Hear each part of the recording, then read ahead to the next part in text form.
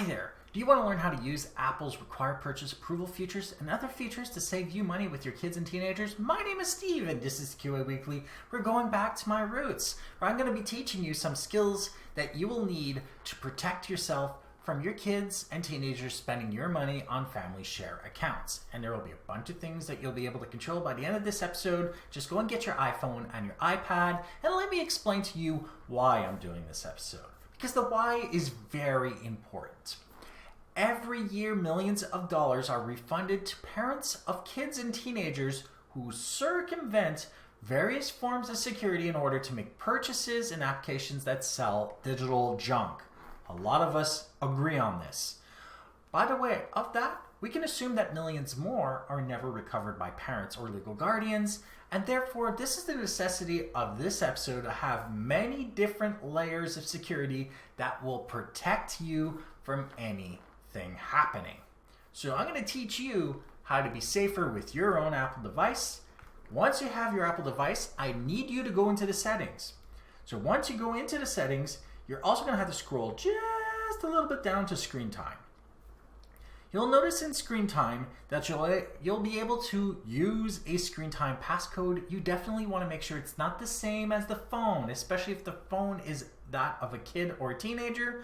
You need to make sure that's a code that you know and that they don't know. You might even want to change it every once in a while. The next thing you might want to also set up is to set up screen time for family. You'll be able to control it from your own device.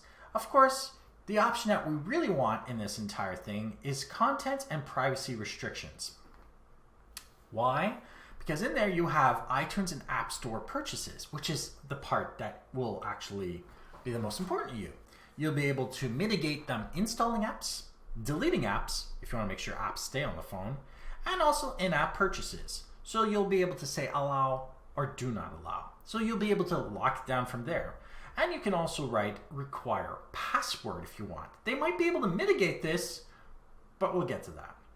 Also, you'll be able to actually control which apps that they're allowed to use under allowed apps. Content restrictions, which will allow you to actually set the rating of everything that they're allowed to use on your phone.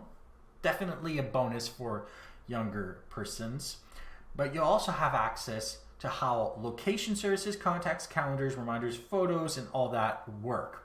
Photos, especially with minors, is a very important thing to stay on top of.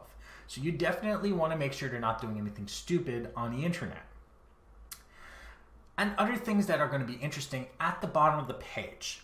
Passcode changes, because some of them might just change the passcode on you, because they might want to try to gain control over the device, especially if this is your device that you're letting them use. You definitely get to decide on what the passcode is going to remain. Account changes, you can prevent them from changing anything in the account, meaning that you will remain control of the account. Cellular data changes. This is a definitely very expensive error that is very easy to avoid. A lot of cellular data companies will not go through the legal guardian for any of the changes. They will go through to the actual phone and ask permission on the phone, even though it belongs to a minor. So you go to cellular data changes and you write do not allow. First expense already avoided. The other expense is on the App Store purchases. So you're already saving money at this point because they can't spend money without a passcode and they can't extend the amount of data that they have. So you're already saving data in this form of sense.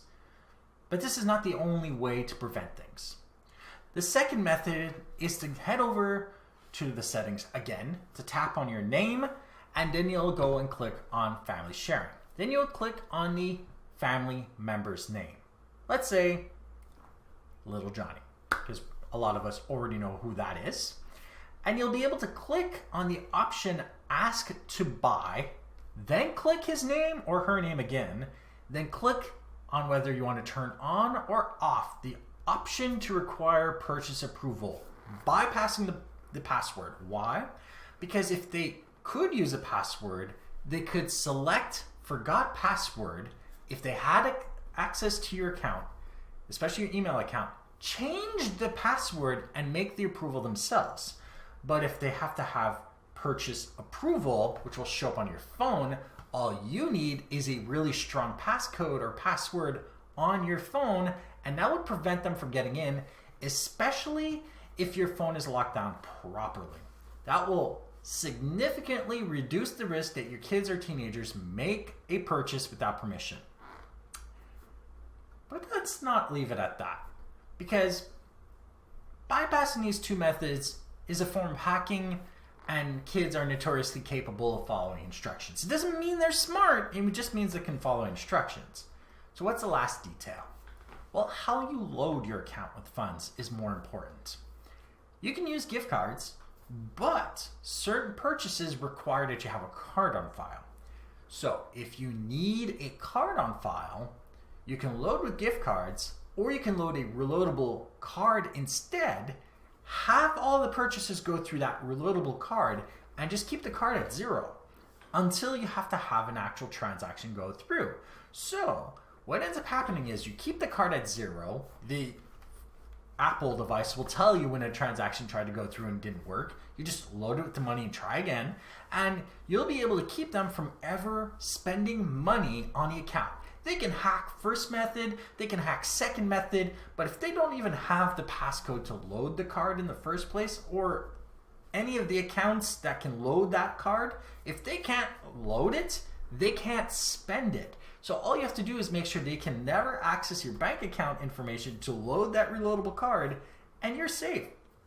So you save money from them not being able to change anything about data. You save money from them not being able to install applications in the first place, mitigating the risk of them trying to buy anything in those games, and you also prevent them from deleting apps on your phone if you want that, and you also get to keep them basically in line when it comes to other dangers that are related to anything else on the internet. So you get to protect your own money and them on the internet. And this is why I think this is important to learn. So all you have to do is just follow along. Those are very simple steps. The actual show notes with the instructions are down below. So, like if you liked this episode, dislike it if you didn't, and if you didn't, you're probably one of those teenagers overspending. Share with those you think benefit from this, and don't forget to subscribe. And if you have any questions, comments, suggestions for topics, email me at ask@tqaweekly.com, or go to my website, tqaweekly.com, where you can see the show notes on this episode, past others, find other ways of subscribing, and of course use the contact form to email me directly. And if you want to see me play video games, head over to twitch.tv/ZAxis1981, where you get to see me play every Friday, Saturday, and Sunday from 7 to 9 p.m. Eastern. Thank you for watching, and goodbye.